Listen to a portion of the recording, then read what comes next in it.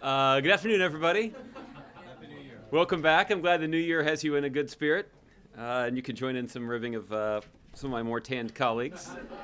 I don't see too many tans out in the audience today. I suspect that's mostly because many of you actually got a little time off, and I hope that it was a pleasant opportunity to spend a little time with your family. I know I certainly enjoyed that opportunity, so I hope all of you did as well. But obviously, this is going to be a pretty exciting year. For a variety of reasons. And we're starting off fast, and we got a lot of work to get to. So let's go straight to questions. Julie, do you want to start? Thanks, Josh. So to start with, one of the things the president's getting underway this week, he's meeting with Loretta Lynch this afternoon to talk about gun control recommendations. Is it your expectation that he will come out of this meeting ready to announce what he's planning to do? Do you expect that to be an announcement for later this week? Mm-hmm. I would anticipate that the president will have an announcement quite soon. Where he will discuss some steps that his administration has concluded and that he has concluded are within his executive authority that would keep guns out of the hands of people who shouldn't have them. And there are common sense steps that he can take using his authority that do not undermine the constitutional rights of law-abiding Americans. But we have to do something in this country to address the consequences of Congress's failure to act. And look, there are more than 30,000 Americans who die every year as a result of a gun. And we're not going to be able to pass a law or take an executive action that would prevent every single incident of gun violence. But if there's something that we can do that would prevent even one, why wouldn't we do it? And that's the president's mindset as he enters this meeting with his attorney general and as he prepares to make some announcements. A lot of the executive actions the president has done on other topics have faced pretty swift legal challenges. You're already seeing Republicans talking about things that they expect the president to announce being unconstitutional, overstepping his bounds. Is the White House, as you prepare for these announcements, also preparing for a legal fight? And do you expect that whatever he announces is something that could be implemented right away, or do you expect it to be tied up in the courts for perhaps the rest of his presidency?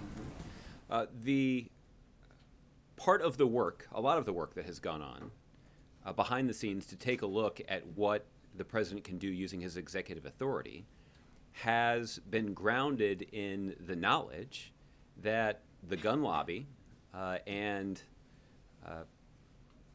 the Republicans in Congress who regularly do their bidding are going to look for ways to try to stop it. And we know that they are likely to try to pursue a creative legal theory to prevent the implementation of these rules. And that's why the president wants to be sure that the recommendations that he receives and the executive actions that he carries out are going to stand up in a court of law. And a lot of the work that has gone on has been to ensure that we would have confidence in the legal basis of these actions. And I feel confident in telling you now that what the president does announce will be the kinds of actions in which we have a lot of confidence that they are within the legal ability of the President of the United States to carry out these actions. I want to switch to another topic. Saudi Arabia and now some of its allies have either cut off or downgraded diplomatic relations with Iran. How concerning is this to the White House, not just the dynamic between the Saudis and the Iranians, but also as it relates to diplomatic efforts in Syria or the situation in Yemen? Mm-hmm. Well, Julie, we do continue to be concerned about the need for both the Iranians and the Saudis to de-escalate the situation in the Middle East. That we're urging all sides to show some restraint and to not further inflame tensions that are on quite vivid display in the region. And Secretary Kerry has been in touch with his Iranian counterpart. U.S. diplomatic officials in Saudi Arabia have been in touch with their counterparts to convey this message. I would anticipate that Secretary Kerry will be in touch with his Saudi counterpart at some point soon as well to deliver that same message. And we have seen that a lot of the volatility and instability in the Middle East has a tendency to break down along sectarian lines. It's not a coincidence. And we believe that there is more that can be done by people on all sides to try to bridge those divides in a way that advances the interests of countries all across the region. For example, the Syria, I think, situation is probably the most vivid example of this. The United States has succeeded in leading the international effort to bring all sides together to try to bring about a political resolution to the situation inside of Syria. But do you worry that with this now happening between the Saudis and the Iranians that it could influence that effort and perhaps cause it to break down? Well, we certainly we're hopeful that it won't. One reason that we are hopeful that it won't is that it is so clearly in the interests of both countries to advance a political solution to the situation inside of Syria. The reason that Iran and Saudi Arabia have participated in those conversations that are led by Secretary Kerry are not out of charity. They're doing it because they have their own vested interest in trying to bring about an end to some of the chaos inside of Syria, and they're looking for a way that they can contribute constructively to that process. It was a lot of painstaking diplomatic work to bring them to the table the first time. And there will always be reasons for them to be suspicious and be reluctant to engage with countries that they consider to be their adversaries. But the pursuit of this ultimate goal is so clearly within their own direct interest that we're hopeful that they will continue to engage, but ultimately it will be up to them. Okay. Roberta. You talked about calls that Secretary Kerry has made or is planning to make. Has the President made any calls to any of his counterparts on this issue? As of this moment, the President has not made any calls to the leaders of either of those countries to discuss this issue, but certainly the President is aware of the situation, and the message that Secretary Kerry and other U.S. diplomats have been delivering is certainly consistent with the President's perspective on the situation. And did Saudi Arabia give the White House a heads up before cutting off ties with Iran? Well, I'm not going to get into the details of all of the diplomatic conversations between the United States and Saudi officials. I can tell you that the United States regularly has raised concerns about the human rights situation inside of Saudi Arabia. The President has even done that in his conversations with King Salman. And more recently, there have been direct concerns raised by U.S. officials to Saudi officials about the potential damaging consequences of following through on the execution, on mass executions, in particular the execution of al-Nimr, the political opposition figure, but also the religious leader. And this is a concern that we raised with the Saudis in advance. Unfortunately, the concerns that we expressed to the Saudis have precipitated the kinds of consequences that we were concerned about. Why did the U.S. pull back from imposing new sanctions on Iran's ballistic missile program last week, and did Saudi Arabia express irritation to the administration about that? Well, Roberta, I think there are a couple things about this. The first is we've been talking publicly for some time about the potential that the United States could levy sanctions against Iran in light of ballistic missile tests that they conducted last year. This is an option that has been on the table for some time, and is one that has been carefully considered by the experts at the Treasury Department who are responsible for imposing those kinds of financial penalties. We know that those kinds of financial penalties have an impact, and they are helpful in countering Iran's ballistic missile program. But ultimately, we will impose those financial penalties, we'll impose those sanctions at a time and place of our choosing, when our experts believe they would have the maximum impact. And those decisions are not subject to negotiation by the Iranians or anybody else, for that matter. They are actually, those decisions are made based solely on the conclusion of our financial experts about ensuring that those penalties have the maximum impact. So did Saudi Arabia express any irritation about the sanctions not being levied at this particular time? You'd have to ask them about that. But again, the decision that the United States makes about imposing sanctions against the Iranians for their ongoing ballistic missile program are made based on our judgment about when those penalties would have the maximum impact. Okay? Julie. Thanks, Josh. What does the president think about the situation that's unfolding in Oregon on this preserve? It's federal land, and the standoff has been going on now for a few days with these armed protesters. So I wonder whether he's planning to talk with the Attorney General about this. Does he think that the federal government needs to take some action against these people? They seem to be occupying these buildings and not moving. The president's certainly aware of the situation. I frankly would be surprised if it came up in the context of the conversation the president is planning to have later today with his Attorney General. The FBI has indicated that they're working with local law enforcement officials to resolve the situation, and we're hopeful that that situation can be resolved peacefully and without any violence. Does the president believe these people have a right to be on this land at this point? Well, I'm not sure the president has spent a lot of time considering the case of the individuals who are carrying out this action. This ultimately is a local law enforcement matter. The FBI is monitoring the situation and offering support to the local law enforcement officials as they try to deal with it. But what is the federal government's role, given that it's federal land? I mean, you said the FBI is involved, but it can't be purely a local law enforcement matter when they're occupying federal land. Well, certainly the concern that we have is for the safety of federal personnel that work in those facilities.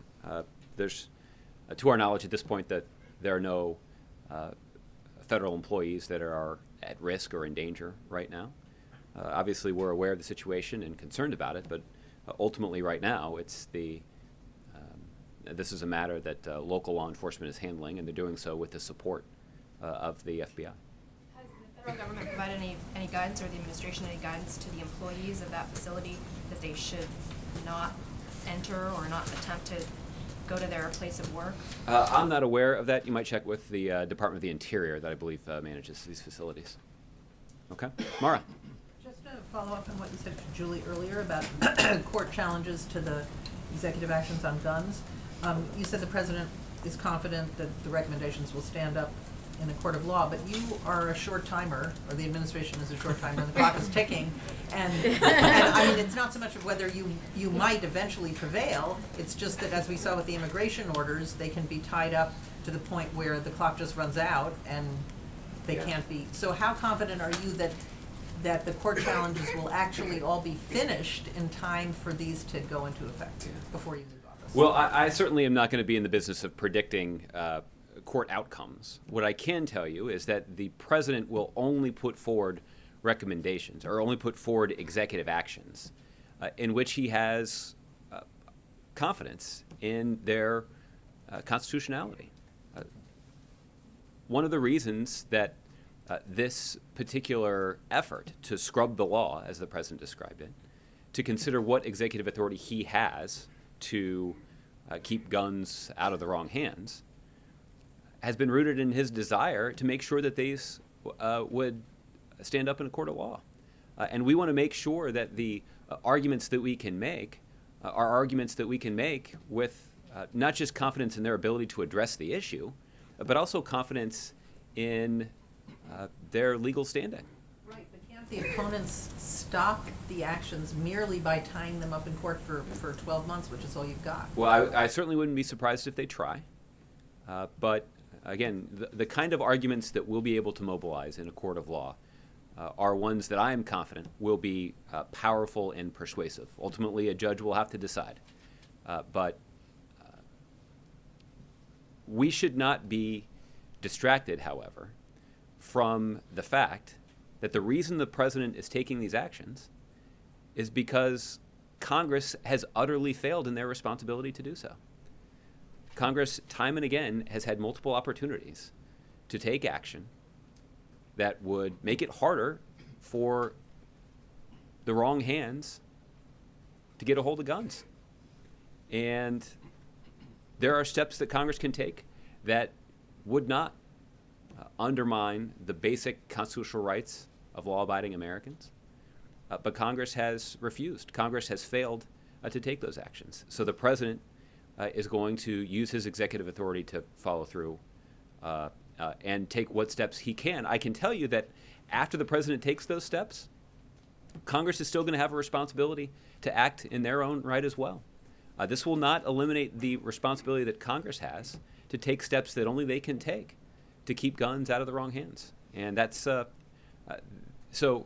the president's going to make this announcement soon, and there will be some important steps that he will take, but that will not be the end of this debate. There will still be a responsibility that Congress has to take action. Okay, Christy. Thanks, Josh. You said at the beginning that there are some steps that the president has concluded are within his executive power. Has he already made up his mind? When did he do that? And is he today in the meeting with the AG directing her to carry them out? Well, you'll have an opportunity to hear from the president when he meets with the attorney general, so I'll let him speak for himself in that case. I can tell you that that there are a number of recommendations that the president has considered, and I would anticipate that we will very soon have some announcements about what actions the president has chosen to take. Is it fair to say that he believes it's within his executive power to increase or to expand the number of people who have to register as a federally licensed firearms dealer? Well, there are a range of things that have been considered, and given that we will have some announcements relatively soon here, rather than speculate on what the president is likely to decide, let's let the president make a decision here and announce these steps, and then we can discuss sort of the pros and cons of what's been decided. Just one little thing, is he talking to us before the meeting with the AG or after? I don't know, it's after. It'll be after the meeting, so he'll have an opportunity to tell you a little bit about that discussion. Okay, Michelle. There have been bipartisan attempts to act on this, and they did fail in the normal course of events, or you could say the way the system is supposed to work, and also the way the system is supposed to work, that kind of congressional action would be informed by public opinion. So we now have a record of these attempts on a bipartisan basis failing, and now public opinion showing that a majority of Americans oppose stricter gun laws. So are all of those people wrong? Well, Michelle, I think the polls actually indicate that there's strong support for some common sense steps that Congress could take. For example, closing the what is often referred to as the gun show loophole, essentially ensuring that everybody who tries to purchase a firearm, whether it's at a gun show or at a gun store or over the internet, has to undergo a background check. According to a recent poll, 84% of voters in households with guns support requiring background checks on gun purchases at gun shows or online. People have been conducting a lot of polls of Iowa Republicans lately. I'm not sure why that is, he said jokingly. But recent polls indicate that 3 out of 4 Iowa Republicans support barring people or support requiring criminal background checks for all gun purchases. A similar number applies to New Hampshire Republicans. 81% of New Hampshire Republicans supports background checks on all gun purchases. So this is not just this is not something that this is not a partisan endeavor, and this is not just something that is being advanced by people who are strong advocates of gun control. Gun owners and Republicans overwhelmingly support at least this common sense step, closing the gun show loophole. There are similar statistics that apply to congressional action that would prevent those individuals who are on the no-fly list from being able to buy a gun. That's a pretty common sense step. If the government has determined that it is too dangerous for you to board an airplane, that you shouldn't be able to purchase a firearm, about 3 out of 4 Republicans who were surveyed recently came to the same conclusion and agree with that notion. And I know that there's at least one Republican candidate for president who has articulated his support for that. So you can look at very specific aspects of this. But when you see broadly that a majority of Americans now, and fewer than a couple of years ago, support stricter gun control laws, even after the mass shootings, even after all those impassioned statements by the president, to what does the administration attribute those numbers, that a majority of Americans would feel that way? Well, again, I'm what the president is focused on in the context of this exercise is very directly on what steps this administration can take to keep guns out of the wrong hands. And we're not under the illusion that that is going to prevent every incident of gun violence. But if it's possible that we could prevent even 1 or 2 incidents of gun violence, then we're going to eagerly implement those executive actions. And that's exactly what the president's focused on. Is there any evidence that any of the president's prior executive actions on gun control have kept guns out of the wrong hands? Is there any evidence that whatever he does now will do that? Mhm. And I mean, I think some of the criticism in the past has been, or it's possible that the reason so many Americans oppose stricter laws is maybe they feel like those laws or those actions wouldn't have any effect. So why do you think that this, whatever the action is going to be, would be different? Well, let me take that question in a couple different ways. After the terribly tragic shooting at Newtown in Connecticut at the end of 2012 and early 2013, the president announced about 23 executive actions that he was taking, again, to try to keep guns out of the wrong hands. Some of those steps related to ensuring that federal agencies were providing the necessary records to the system that conducts background checks. And the result was a 46% increase in the amount of federal records that were provided to the background check service. It's called NICS. One of the executive actions also had to do with providing an incentive to states and greater clarity to states to ensure that they were providing records. And that has resulted in a 69% increase in the number of records that are provided to the background check service. Now, the question is, well, what's really the point of providing all that information to the background check service is if there are loopholes? That's precisely why the president supports closing loopholes. Ostensibly, that's why a majority of Americans, including a majority of gun owners and Republicans, supports closing loopholes. But even with the loopholes existing, our background check system over the last decade and a half or so has prevented about 2 million gun transactions. That's 2 million guns that were blocked from going into the hands of people who shouldn't have them. So the idea that we can do more to ensure that more transactions are subjected to those background checks, that's a pretty common sense step. And we can do that in a common sense way because we know that a law-abiding American who doesn't have mental problems, who's not the subject of a restraining order, can go through the background check system and in a timely fashion purchase a gun.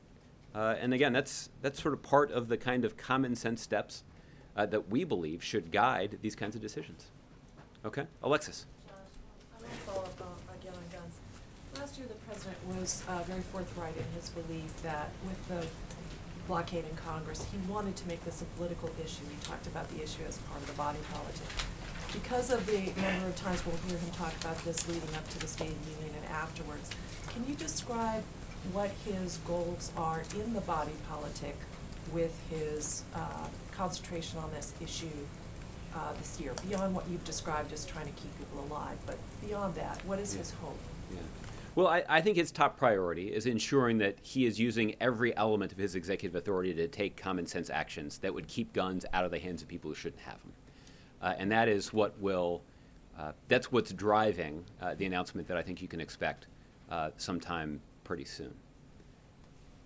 Separate from that, I would anticipate that the president wants to continue to engage in a dialogue and a debate about additional steps that Congress can take that would make our community safer. Again, the president doesn't operate under the illusion that there's a law that can be passed that would prevent every single incident of gun violence. But there are laws that can be passed that would reduce the likelihood that guns are going to fall into the hands of people who shouldn't have them. And we can pass those laws and implement them and enforce them in a way that doesn't undermine the constitutional rights of law-abiding Americans. And so I think the president's desire to have this discussion and have this debate, I think is, I think a piece of evidence that you have for that is that, the president has agreed to participate in a town hall meeting later this week that will be broadcast in prime time on a notable cable television network. And I think that's an indication of the president's desire to not just focus on what he can do himself using his executive authority to keep guns out of the wrong hands, but what he can do to lead an ongoing debate in this country about steps that can be taken and should be taken to reduce gun violence in communities all across the country. You mentioned mental health, and Speaker Ryan talked about mental health in his statement this morning. Mm-hmm. Does the president believe that there is any purpose or good element of cooperation that could come out of just talking to House Republicans, including Speaker Ryan, about what more could be done on the issue of mental health? Yeah. Well, I will say that there's a lot of skepticism rooted in Republican claims that they care about improving mental health care in this country when they're prepared this week to actually take their 60th vote to repeal the very law that has done more to expand access to mental health care than any other law in decades.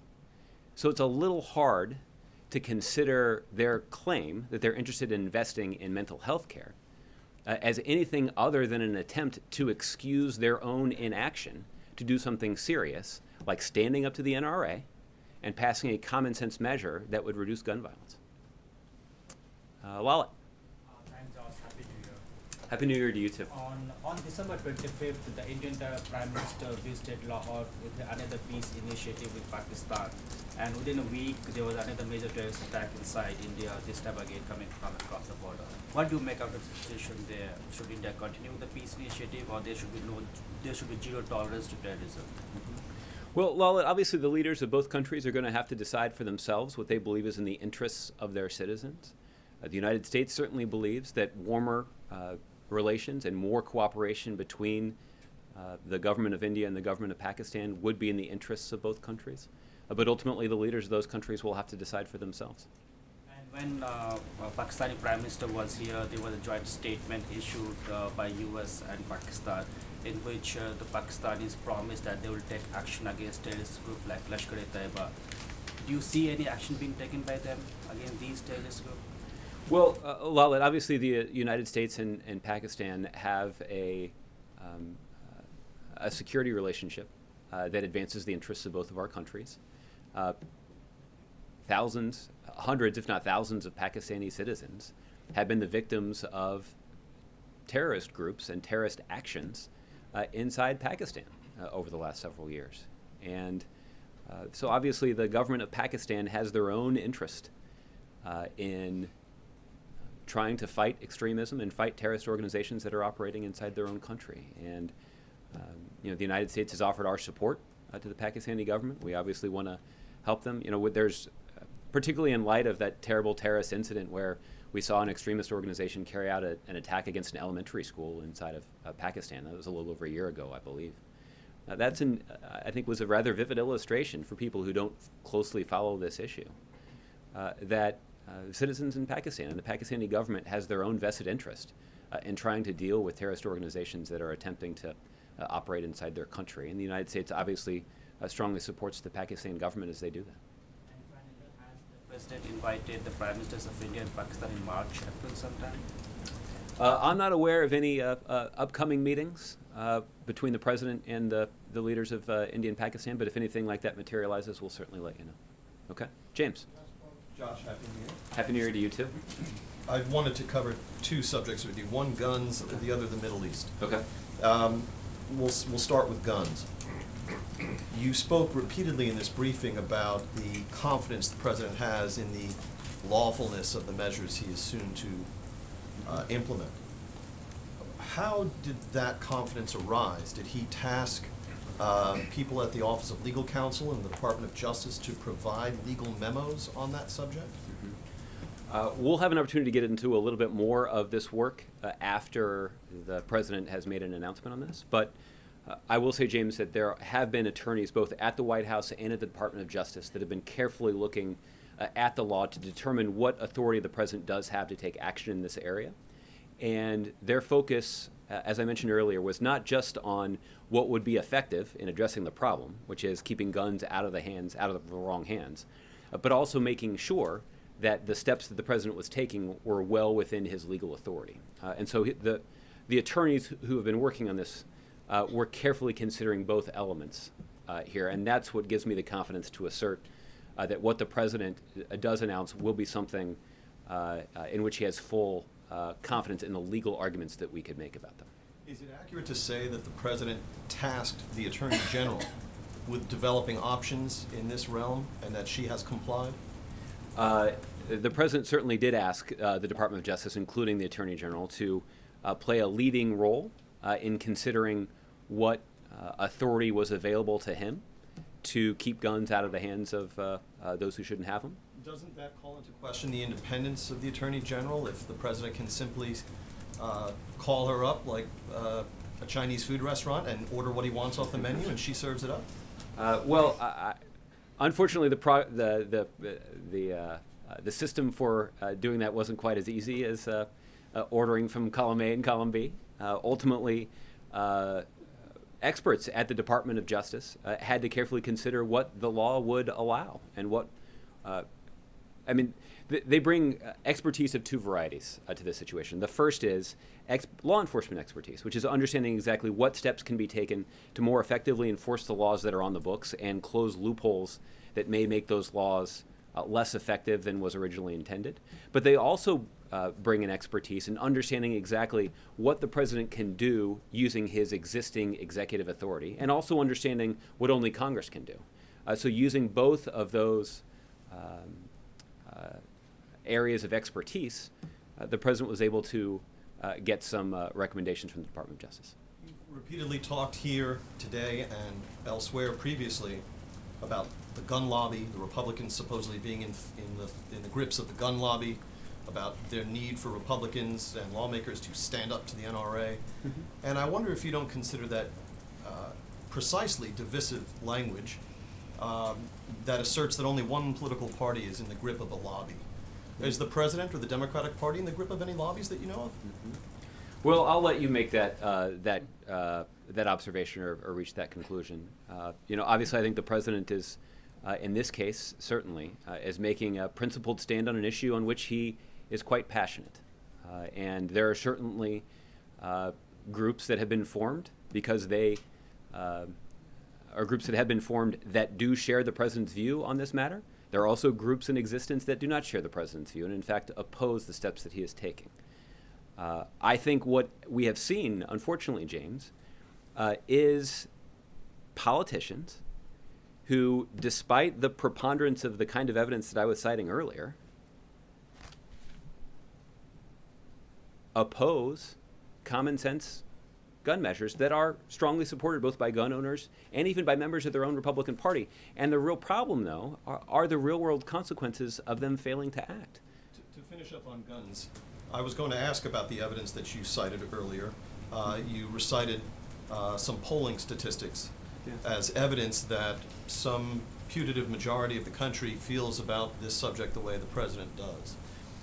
And since you are content with reciting polling statistics from the podium, I wonder if you would then, here and now, concede the legitimacy and the validity of the wide body of polling that is available online for us all to see that shows a majority of Americans disapproving of the president's performance, or a majority of Americans feeling that he is not up to the job with respect to ISIS. There's all kinds of polls, and so if you're going to cite certain types of polls, do you regard those other kinds of polls that are not favorable to the president with equal legitimacy?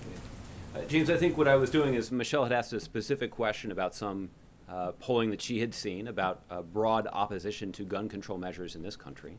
And I pointed out that there is strong support, including in many polls, even among Republicans and among gun owners, for the kinds of common sense steps that the president is advocating. So I'll leave the polling analysis to all of you. Except for when you cite them.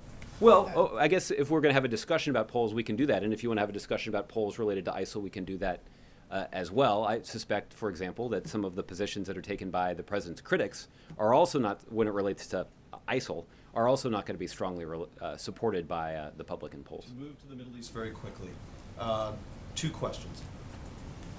In your comments about the tensions between Saudi Arabia and Iran in this briefing, I detected a kind of studied neutrality, calling for both countries to de-escalate, talking about how Secretary Kerry has reached out to one side and will soon be reaching out to the other. Is the United States neutral in this dispute? Well, That's not how I would describe it. I think that the United States, frankly, has concerns with the way that both countries have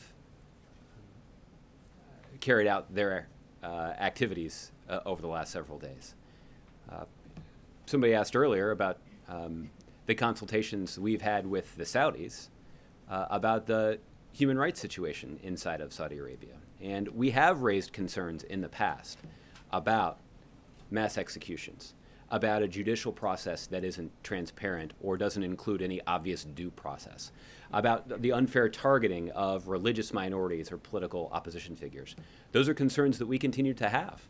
And they certainly apply in this case, where Saudi Arabia announced the execution of 46 different individuals, including one prominent religious minority figure. On the other hand, we are concerned about the failure of the Iranians to fulfill their responsibility to protect the Saudi diplomatic facilities inside of Iran. This obviously, Iran's failure to protect diplomatic facilities has obviously soured the relationship between our two countries. So I speak with a special sense of urgency about this. But we have been concerned about their failure to do that. So I guess the point is there's plenty of blame to go around. And what we would like to see are both sides, or all sides, begin to take the kinds of steps that will de-escalate the situation and not further inflame the tensions that are obviously pretty raw right now. Last attempt at this. You have these two countries, Saudi Arabia and Iran.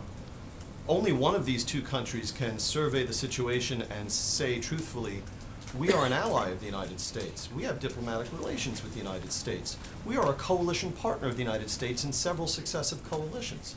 We have prominent commercial ties to the United States for decades of standing. The other party is the central banker of terrorism and engaged in repeated illegal ballistic missile tests.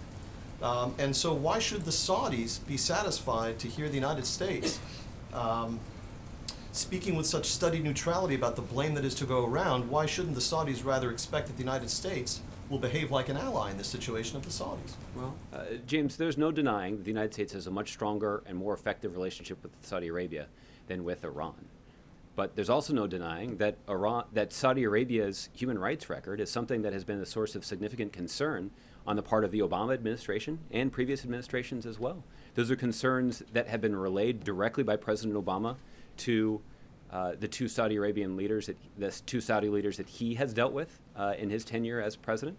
But these are also concerns that have been relayed to Saudi Arabia through a variety of channels. And I guess you could say that it is a testament to the strength of that relationship that we can be quite public and blunt about the concerns that we do have with their behavior. I would say that that our concerns about Saudi Arabia's actions in this regard are related both to concerns that we have about the impact that these actions have on Saudi Arabia's national security, but we also have concerns about the impact that this has on U.S. interests in the region. For example, Julie asked, I think, an entirely legitimate question, which is we've got a very difficult situation that we're trying to navigate in terms of reaching a political resolution to the situation inside of Syria. It was very difficult to get everybody around the table. It certainly is going to be even more difficult to get everybody back around the table if you have the Saudis and the Iranians trading public barbs and public expressions of antagonism between the two countries. So we obviously want the situation to de-escalate and for all sides to take the kinds of steps that will reduce tensions in the region. Okay. Chris. Thanks, Josh. Going back to your favorite of polls, there's another one that was out recently that showed that more people thought allowing people to carry guns legally was a better response to terrorism than stricter gun control laws. Anecdotally, people at gun shows and gun shops have been saying that the threat of terror has brought a lot of people in to purchase guns. And I wonder if San Bernardino, unlike some of the other past shootings, has changed the equation. And is the president doing what he's doing with less support, do you think, as a result of that? You'll have an opportunity to consider this after the president has announced a decision about steps that he's going to take.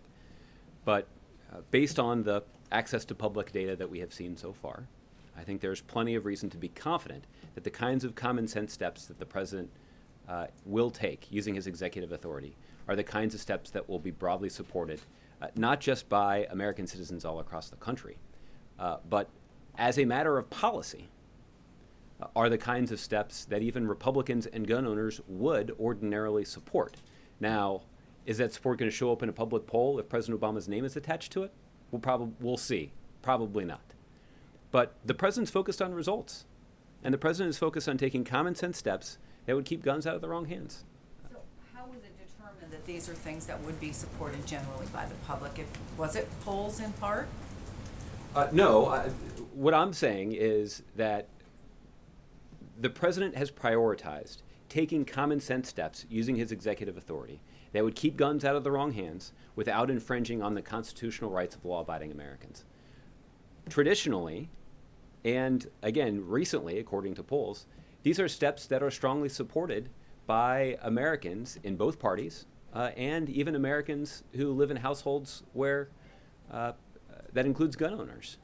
So I don't want to leave you with the impression that what the president is considering is poll tested.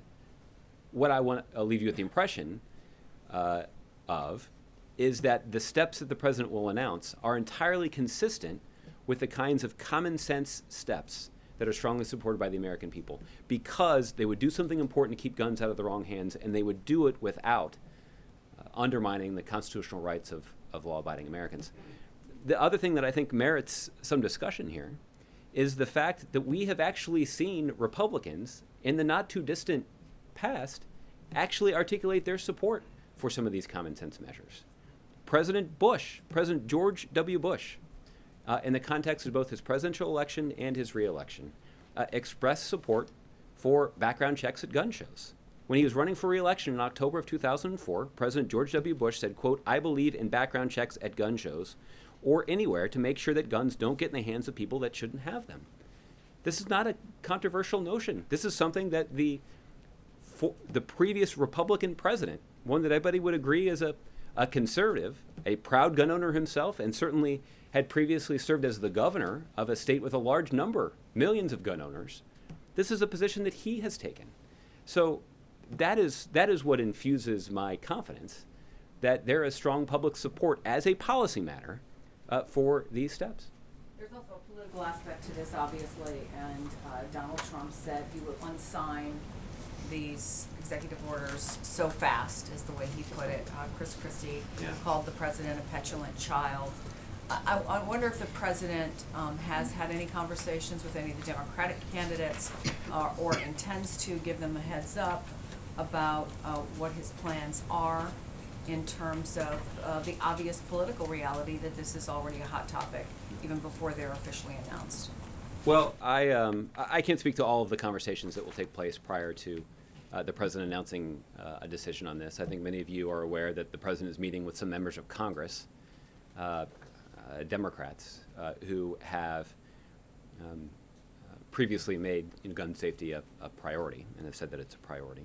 So those kinds of conversations are occurring. I do think it's probably worth taking a close look at Governor Christie's record on some of these issues in particular to see whether or not he has changed his position in an effort to try to round up votes in a Republican presidential primary. Now, I'll leave that up to you guys to decide. But the president is taking these steps not because he believes that it's a particularly powerful political argument. I happen to think that it is. But he's taking these steps because he believes we can save some lives.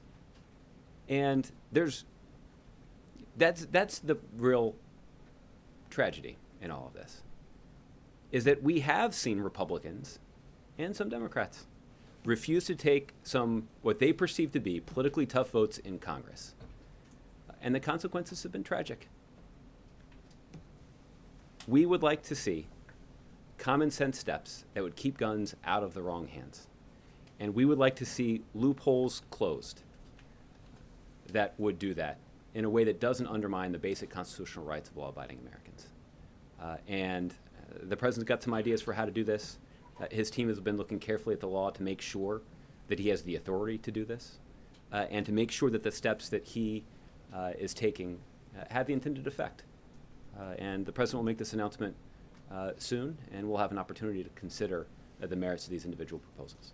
Just one fact check, you mentioned the 23 executive orders that were signed after Newtown. I believe, have there been 2 more since, so there have been 25 total related to guns since Newtown? I believe that's right, but we can check the statistics with you. Okay? Anita? Thanks. I just wanted to kind of understand why now. So there was the 23, I actually didn't remember the 2, the 23 that we all covered a few years ago. The Vice President had his group, and he went around the country and talked to people about that. There was a whole study then, 3 years ago, about what he could do. He didn't do, presumably, what he's going to do this week or whenever he's going to announce. So there's been more mass shootings, I know, but there have been for 3 years. What happened? Congress voted 2.5 years ago and didn't pass anything. So what happened recently that this is coming up now with less than a year in office? Well, let me say a couple of things about that, Anita. The first is we certainly are concerned about these mass shootings that have gotten so much attention. But there are also shootings that take place every day all across the country. In some cases, presumably shootings that could have been prevented, or at least made a lot more difficult for the people who carried out those shootings to have gotten their hands on a gun. So it's not just the high-profile incidents that dominate the news coverage for 36 or 48 or sometimes 72 hours. But look, there's an organization that Mr. Bloomberg, former mayor of New York, runs, Everytown for Gun Safety, that according to their analysis, there are 7 children or teenagers killed by a gun in the average day. That's an alarming statistic. Now, they can tell you more about the statistic. I assume this includes suicides. I assume this includes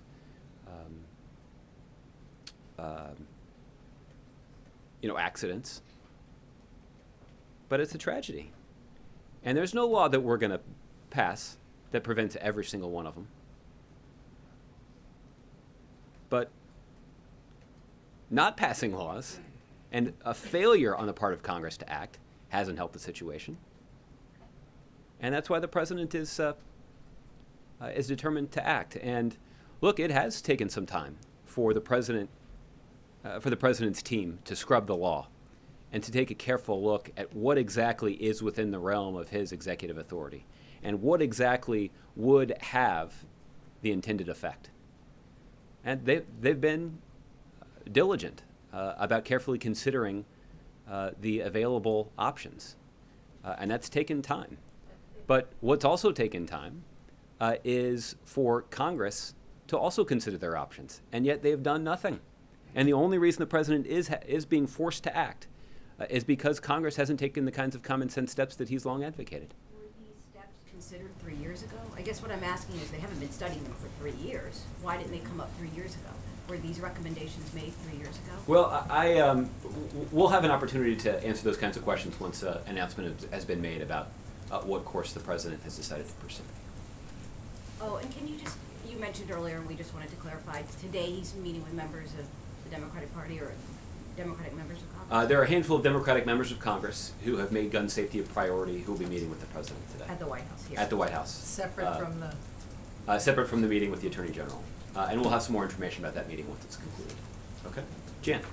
All right, so you've talked a lot about the common sense, that these are common sense steps. Mm-hmm. And then what you've said about some of the Republican opposition and being beholden to the gun lobby. I just want to understand, are you saying that there is no principled reason for anyone to oppose these actions? Well, if there is, I haven't heard it. So no principled reason. Again, people certainly have an opportunity to make their case. And members of Congress will have to make their case about how in the face of these alarming statistics, 30,000 gun deaths in America every year, 20,000 children under the age of 18 have been killed by firearms over the last decade. Hundreds of law enforcement officers that have been shot and killed over the last decade. And in the face of all those statistics, what's Congress done? Now, maybe there is a principled case to be made about why they didn't do anything and why it's in the best interest of those hundreds of police officers that have been killed that Congress didn't take any steps. They're welcome to make that case. I haven't heard any sort of principled objection to that. So Speaker Ryan said in his statement that this was subverting the legislative branch, that it was a dangerous level of basically executive overreach. So, I mean, could you see the argument that while you may agree with this on policy, that the president, this is an expansion of executive authority that future White Houses could well use? Maybe they don't agree with the executive authority being used here or see it as legal. Yeah. Well, we'll have an opportunity to discuss this in more detail once the president has made an announcement, but I continue to be confident standing here, knowing that what the president announces are the kinds of things that are well within his executive authority. I would note that that Speaker Ryan's statement notes that it is a legislative failure that is prompting the president to act. On that measure, we agree. There's also something else on which we agree. In January of 2013, shortly after the president announced executive actions 3 years ago, then Congressman Paul Ryan, in an interview with the Milwaukee Journal-Sentinel, said that gun show loopholes are a, quote, very reasonable issue, and it's, quote, obvious that it should be addressed. He said, I think we should look into someone who is not legally allowed to buy a gun, going to a gun show, buying one, and let's figure that out. I think we need to find out how to close these loopholes and do it in such a way that we don't infringe on Second Amendment rights. That's the Speaker of the House that's talking about this. He's been in Congress every day for the last 3 years, and it's unclear exactly what he's done to try to advance legislation that would do what he thinks is, quote, obvious and very reasonable. But certainly in the next couple of days, we'll have some tangible things that the president has done to take some common sense steps that keeps guns out of the wrong hands. And then finally, when you talk about that you do feel confident that this will withstand legal challenge, was there anything that the president wanted to do in this executive action, but that he was advised was just beyond what the separation of powers would allow? I think I've tried to be careful about not predicting judicial outcomes, and that's based on some of my own personal experience. So I wouldn't predict what the courts are going to rule. What I do predict, and what I am confident of, is that we will have a strong legal case to make about these actions being well within the president's executive authority. And we'll have an opportunity to discuss that once the president's prepared to actually make an announcement. As opposed, when it comes to things that the president chose not to do, we can have a discussion about that also once we discuss what the president has chosen to do. Okay? David. Josh, there have been reports that the Department of Homeland Security and ICE have begun removal operations, I think what they're calling it, others are calling it raids, against Central American families who came across the border illegally over the past year and a half. And some of the reports suggest that families, the Los Angeles Times quoted a woman saying that her family in Georgia, ICE agents came in, looked room to room, woke up her own kids, they were shaking with fear. I'm wondering if the administration can confirm that those operations have begun, and whether the White House has had input directly with DHS about how those operations should be handled, and whether there are any concerns about striking fear into the communities, including those who may be here legally, living with some of these other folks as these are carried out. David, for individual operations, I'd refer you to the Department of Homeland Security, and they can discuss with you individual operations that were carried out. What I can tell you is that the Department of Homeland Security has prioritized the cases of recent arrivals, individuals who recently crossed the border into the United States without proper documentation. And those, again, based on public statements, including a statement that was recently issued by the Secretary of Homeland Security, were the nature of the operations that were carried out over the last several days. This is consistent with the kinds of priorities that the President himself has talked about, that our enforcement efforts need to be focused on deporting felons, not families, and with a particular focus on individuals who have only recently crossed the border.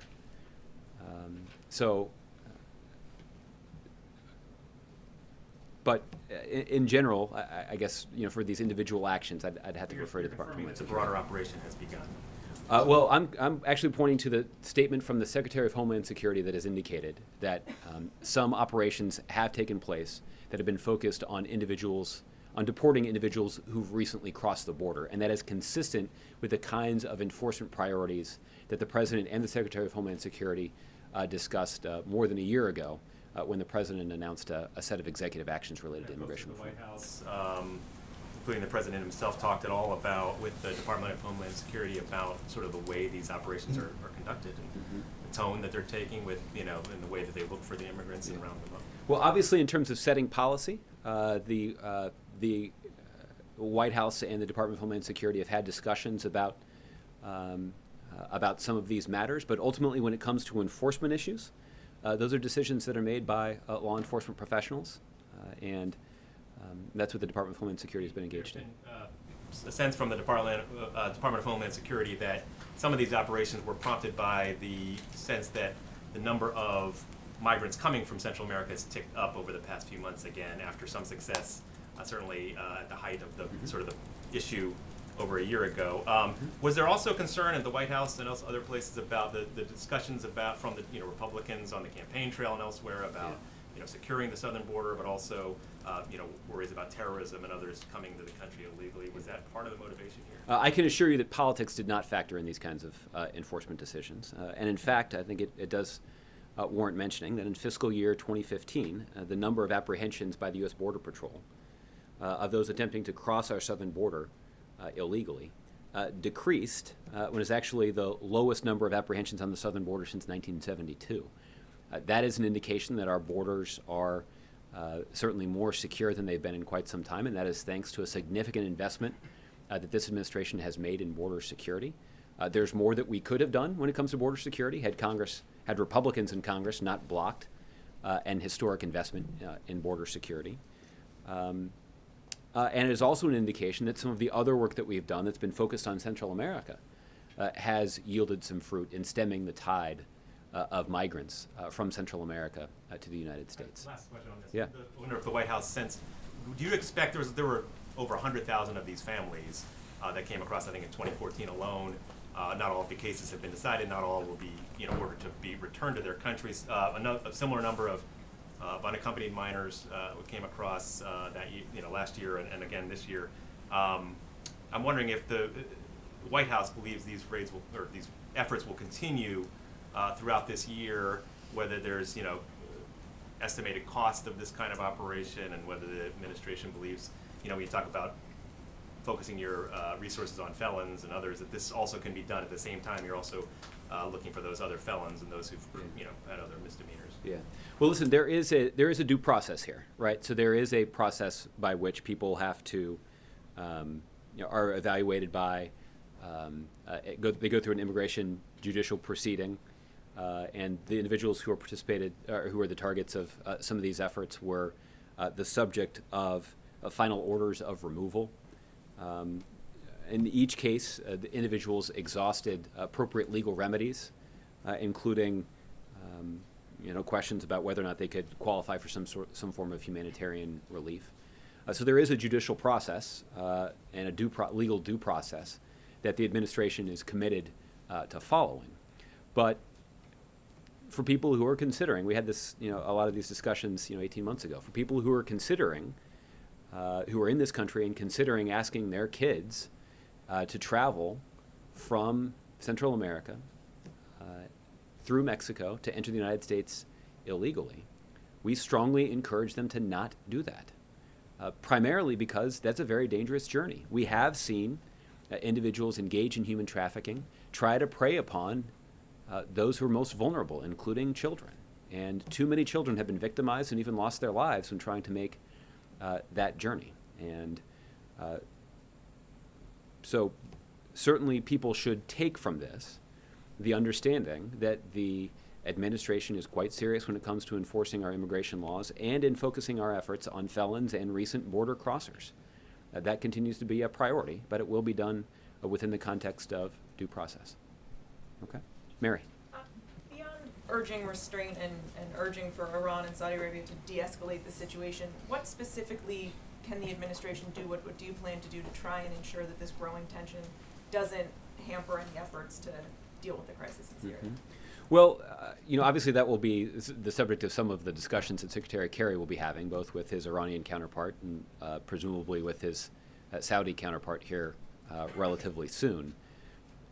Again, I think the case that we'll make to them when it comes to reaching a political solution to the situation inside of Syria, or at least pursuing that diplomatic political process, will be, frankly, similar to the case that we made to them in the fall, where we got them to participate in that process in the first place, which is that it is in the interests of those two countries to try to resolve the political chaos inside of Syria, that neither side benefits from the ongoing violence, the flow of migrants, and the political instability that does threaten to spread to other parts of the region.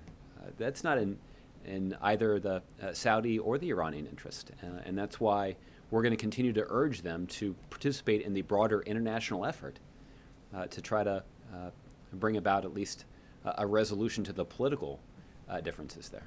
And you talked about the human rights concerns, but just to be clear, does the White House condemn these executions and the execution of al-Nimr?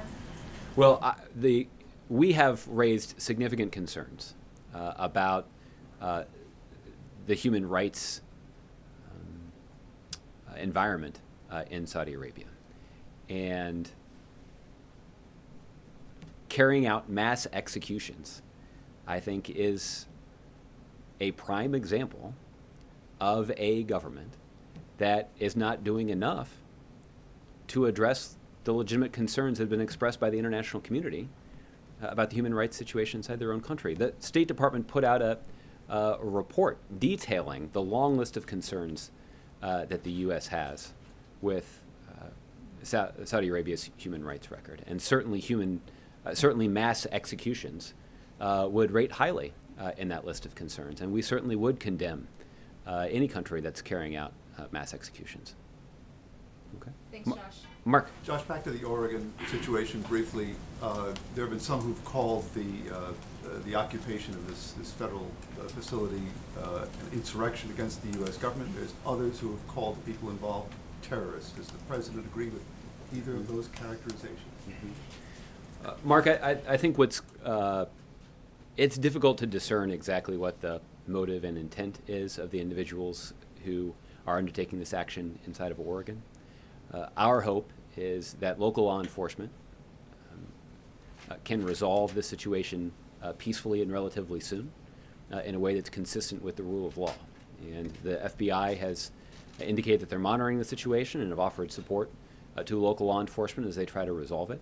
And we're hopeful that it can be resolved without any violence. But you don't agree with either of those characterizations? For example, you don't consider the fact that armed people have taken over federal property a challenge to federal authority?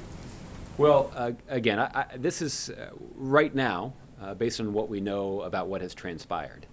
This is a law enforcement matter that's being handled by local law enforcement officials. Obviously, the federal government has a vested interest, as you point out. It's federal land and federal property that's being occupied. And that's why the FBI is closely monitoring the situation, has offered their assistance to local law enforcement officials who are dealing with this situation. But ultimately, our chief interest is the prompt and peaceful resolution of this particular matter. Okay? Rebecca. Thanks, Josh. Following up on the ICE raids, this LA Times report out of Georgia detailed ICE agents entering a home without a warrant and taking a woman already under federal supervision into custody along with her 9-year-old son. Why are nonviolent migrants and children and families being targeted as a priority for deportation? Rebecca, I'm not able to speak to any individual law enforcement action, so I'd encourage you to check with DHS or even ICE on that particular incident. What I can tell you more broadly is that the enforcement priorities that have been laid out by the administration are concentrating our efforts to deport felons, not families, and to prioritize the case of recent border crossers. The individuals who were the targets of these efforts were subject to final orders of removal by an immigration court, and their appropriate legal remedies that included claims for asylum or humanitarian relief had been exhausted. And that's ultimately what it means to enforce the law. For how that is applied in these individual cases, I'd encourage you to check with the Department of Homeland Security. Okay? Cheryl, I'll give you the last one. Thanks, Josh. Just one on executive orders.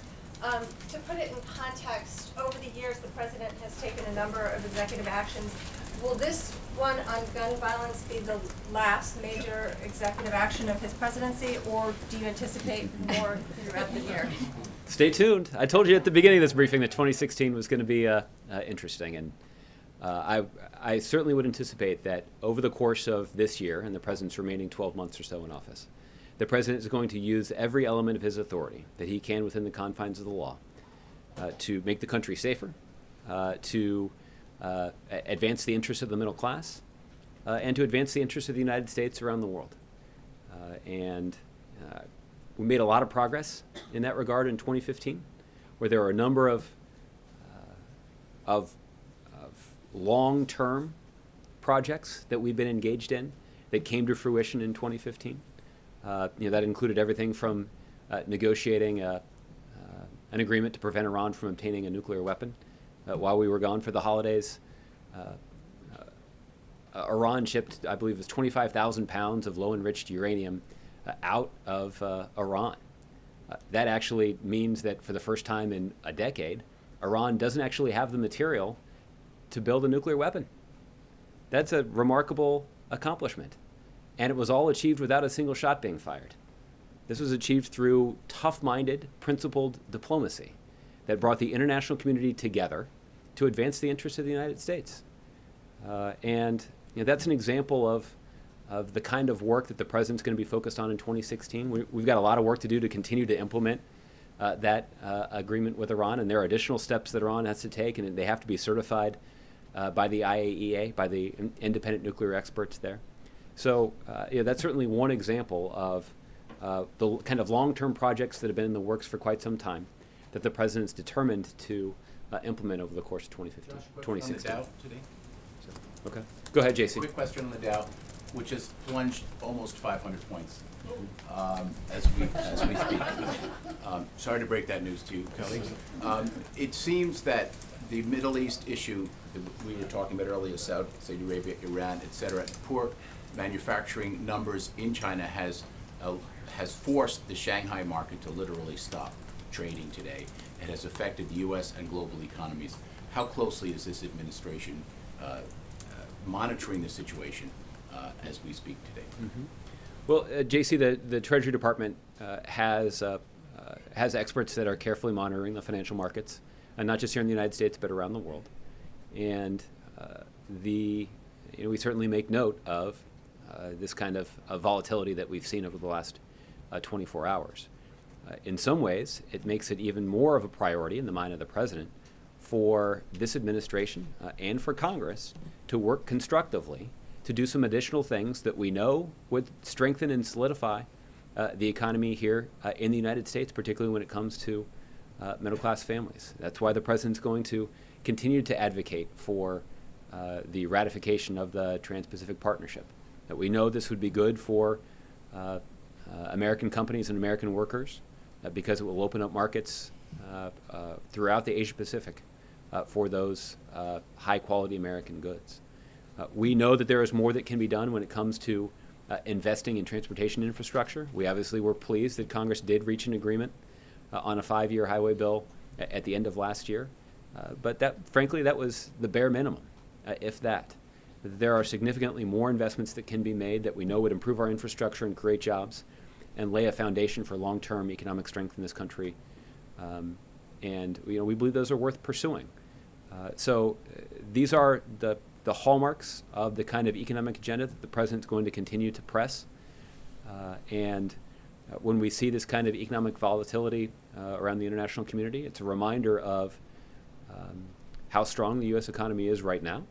But it's also a reminder that there's more that we can do to strengthen that economy and to better position the United States and our economy over the long term, particularly when it comes to the interests of middle-class families. Do you think this may forestall any future additional Fed rate hikes? That will be up to the Fed to decide. Okay. Thanks, everybody. We'll see you tomorrow.